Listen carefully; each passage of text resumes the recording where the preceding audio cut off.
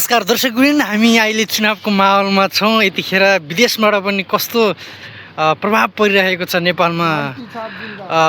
एकजना नेपाली हुनुहुन्छ, उहाँसित म सोध्छु। हेलो सर, नमस्कार।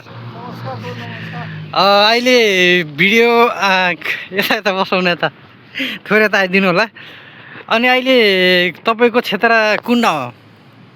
सप्तरी हो। सप्तरीको चुनावको माहौल के कस्तो छ? बालेन छ। पनि मेरो जिल्लामा गएको थियो, पुरै एकदम घुमेर घन्टी डलाएर गयो, घन्टी छाप। अनि तपाईँको बालेनै चाहिँ किन बालेनलाई तपाईँले भोट हाल्न पठाउनु भयो? काम गर्छ बालेनलाई एकचोटि सपोर्ट गरेर हेर, सबैलाई हेऱ्यो एकचोटि, यो चोटि चाहिँ बालेनलाई हेर, सपोर्ट गरेर जाए। विदेशबाट के भन्न चाहनुहुन्छ नेपालीहरूलाई? हामी यही भन्छु कि नेपाली जति छ नेपालमा सबै घन्टी छापमा भोट देऊ। ओके, धन्यवाद। यो अमूल्य समय दिनुभयो, धेरै धन्यवाद छ। दर्शकवृन्द, यो भिडियो तपाईँले हेर्दै हुनुहुन्छ भने देश तथा विदेशमा बसेर अहिले नेपालीहरूले के भन्न चाहिरहेछन् त? अहिले चुनावको माहौल छ।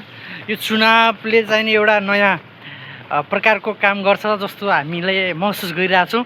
अहिले देशव्यापी रूपमा अत्यन्तै घन्टी छापलाई राष्ट्रिय स्वतन्त्र पार्टीलाई धेरै सपोर्ट गरिरहेको छ। र किन राष्ट्रिय स्वतन्त्र पार्टीलाई सपोर्ट गरिरहेको भन्ने कुराहरू तपाईँले हाम्रो विदेशमा बसेका सम्पूर्ण नागरिकहरूको जवाब सुनिसक्नुभयो।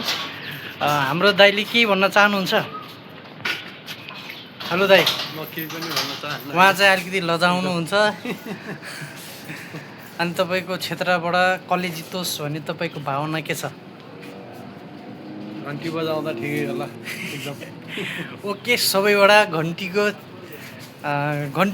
घन्टी सबै ठाउँबाट घन्टी आइरहेछ होइन?